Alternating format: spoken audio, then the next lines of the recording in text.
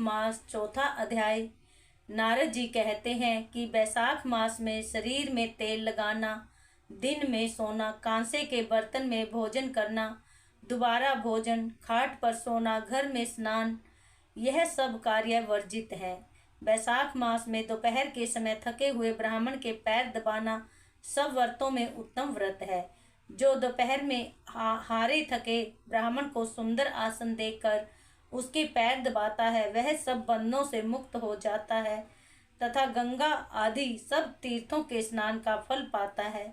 मनुष्य रोगहीन और मोटा ताजा होकर भी बैसाख मास में स्नान न करने से चंडाल योनि को प्राप्त होता है। बैसाख मास की संक्रांति के दिन जो बाहर जाकर किसी तीर्थ पर स्नान नहीं करता वह 100 जन्म लेता है। बैसाख मास में अन्न दान अथवा जल दान न करने से निश्चय पूर्वक सभी दुखों से मुक्त नहीं होता। बैसाख मास में नदी में स्नान करके भगवान विष्णु का ध्यान करने से निश्चय ही 3 जन्मों में किए हुए सब पाप नष्ट हो जाते हैं। प्रातःकाल समुद्र में गिरने वाली नदियों में स्नान करने से 7 जन्मों के पाप और उषा काल में सप्त गंगा में स्नान करने से करोड़ों जन्मों के पाप नष्ट हो जाते हैं। जाह्नवी, वृद्ध गंगा, कालिंदी, यमुना, सरस्वती, कावेरी, नर्मदा और त्रिवेणी यह सप्त गंगा हैं। बैसाख मास में बहते हुए जल में मंजन करने से सारे जन्म के किए हुए पाप नाश हो जाते हैं।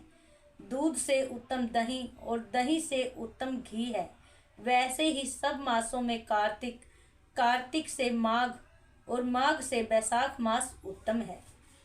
दरिद्री तथा प्राधीन को जो भी थोड़ी वस्तु, जल, कंद, मूल, फल, गुड़, छाछ आदि मिल जाए वही दान करनी चाहिए। दान न करने से दरिद्रता आती है और दरिद्रता से मनुष्य पाप करता है तथा पाप से नरक मिलता है। इसलिए मनुष्य को वित्त अनुसार अवश्य दान करना चाहिए। बैसाख मास के देवता विष्णु हैं, इस कारण इस मास में किया हुआ जप, दान, यज्ञ और तप अधिक फल देने वाले हैं। नीचे लिखे मंत्र से भगवान की प्रार्थना करें।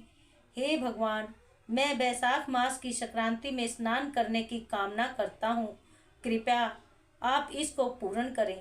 तथा हे मधुसूदन, मैं स्नान करके आपको अर्घ्य देता हूँ, आप इसे ग्रहण करें।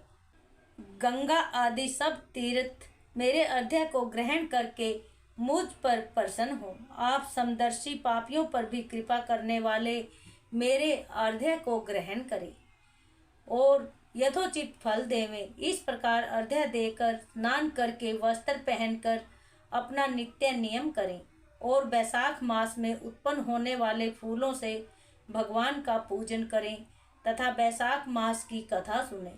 इससे करोड़ों जन्मों के पाप नाश हो जाते हैं।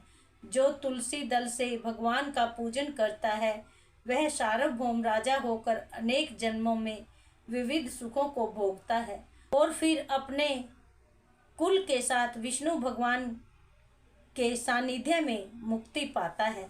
इति श्री वैशाख महात्म चौथा अध्याय संपूर्ण।